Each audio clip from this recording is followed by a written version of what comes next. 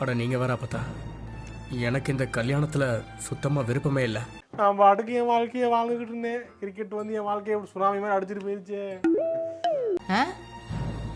மனசில் ஒருத்தர் இருக்கும்போது இன்னொருத்தி எப்படி கல்யாணம் பண்ணுறது அப்பத்தா? பொய் வாழ்வா வலியே தீர்வா.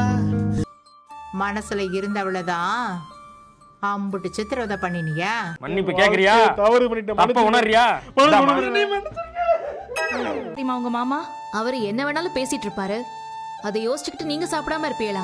புரியுதா? புரியுது. புரிஞ்சுக்க, தெரிஞ்சுக்க, கரெக்டா இருந்துக்க. எப்படி? அப்படி.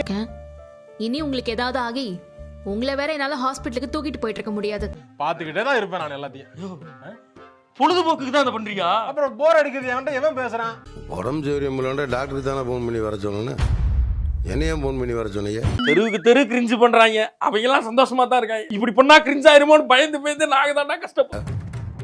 உன்னோட வயசு என்னோட அனுபவம், தப்பது சரியதுன்னு எனக்கு நல்லா தெரியும். என்ன பண்ணாலுமே ப்ரோ, இங்க பாருங்க ப்ரோ, என்ன நடந்தாலுமே நம்ம தான் தப்பு பண்ணோம் அப்படின்னு உடம்பு திருத்திடுறாங்க.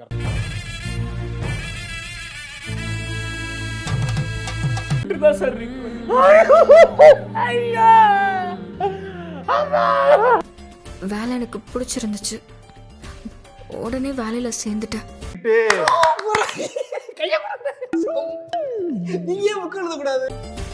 பரவாயில்ல, ஏதோ இந்த விஷயத்திலேயாவது உனக்கு மூளை வேலை செஞ்சுச்சே. சோறு தானே திங்கிறேன் நாரப்ப. என்ன அங்க திட்டுற மாதிரி என்ன திட்டுறியா? உங்களை திட்டலையே. எம்புட்டு